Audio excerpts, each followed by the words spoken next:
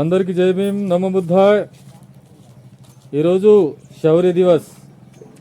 మహర్ల విజయ స్తూపం దగ్గర భీమా కోరేగావ్ ఆత్మగౌరవ పోరాటానికి ప్రతిగా 208వ శౌర్య దివస్ని మనం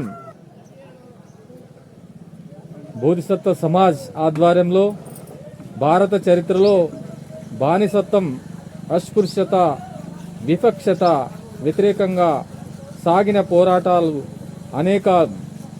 అయితే ఆయా పోరాటాల్లో కొన్ని మాత్రమే ఆత్మగౌరవానికి ప్రతిగా తిరుగుబాటు స్ఫూర్తిగా నిలిచాయి.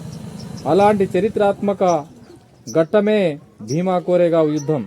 జనవరి 1న 1818లో జరిగిన పోరాటం. దేశవ్యాప్తంగా జరుపుకునే భీమా కోరేగావ్ శౌర్య దివస్ కేవలం ఒక యుద్ధం జ్ఞాపకం కాదు, అది అణచివేతపై సాధించిన ఘన విజయం. వివక్షత వ్యతిరేకంగా చెలరేగిన యుద్ధం. ప్రపంచ చరిత్రలో ఎక్కడైనా సరే రాజులుగా పాలించిన సమాజాలను బానిసలుగా మార్చి అంటరాని వారిగా ముద్ర వేసి గ్రామాల వెలవేత నెట్టేసిన సంప్రదాయాలున్నాయి. భారతదేశంలోనూ మూల భారతీయులపై ఆర్య బ్రాహ్మణుల మనువాద వ్యవస్థ, తదంతరం పాలకులు పాలన ఈ వివక్షతను మరింత తీవ్రం చేసింది, నీడ తాకింది, అవమానపరిచింది. అపవిత్రత చిత్రీకరించి మానవత్వానికి కాల రాసిన వ్యవస్థపై జరిగిన తిరుగుబాటే భీమా కోరేగావ్ చరిత్రలో చివరి పరాయి పాలనకు ముగింపు. 1757 ప్లాసీ యుద్ధంలో ప్రారంభమైన బ్రిటిష్ ఆధిపత్యం 1818లో జరిగిన భీమా కోరేగావ్ యుద్ధంలో దేశంలో చివరి పరాయి పాలన దశకు చేరింది. మరాఠా సామ్రాజ్యాన్ని శాసించిన పేష్వా బ్రాహ్మణ పాలకుల అణగారిన వర్గాలపై అమానుష నిబంధనలు విధించారు. మూతికి ముంత, నడుముకు చీపురి వేసి అవమానపరిచారు. సంభాజీ మహారాజ్ బలిదానం మహర్ల ఆగ్రహానికి కారణం.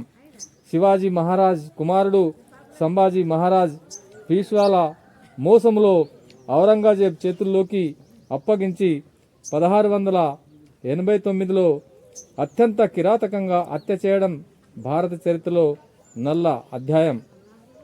ఆయన శరీరాన్ని ముక్కలు చేసి భీమా నదిలో పడవేసిన ఆ ముక్కలను ఏకం చేసి దహనం చేసిన ధైర్యవంతులు మహర్ సైనికులు. ఈ సంఘటన మహర్లలో ఆత్మగౌరవ అగ్నిని అంజేసింది. 500 మందితో 25,000 మందిపై విజయం. 1817 డిసెంబర్ 28న క్లాపన్ నేతృత్వంలో బ్రిటిష్ సైన్యం ముందుకు కదిలింది. 3 రోజులు వర్షంతో 46 కిలోమీటర్ల నడిచి కేవలం 500 మంది మహర్ బెటాలియన్ సైనికులు 28,000 మంది పేష్వా సైన్యాన్ని 12 గంటల పోరాటంతో ఓడించి 1818 జనవరి 1న చరిత్రాత్మక విజయం సాధించారు. ఇది ఆయుధాల విజయం కాదు, అది ఆత్మగౌరవ విజయం. శౌర్య స్తూపం, చరిత్ర సౌఖ్యం.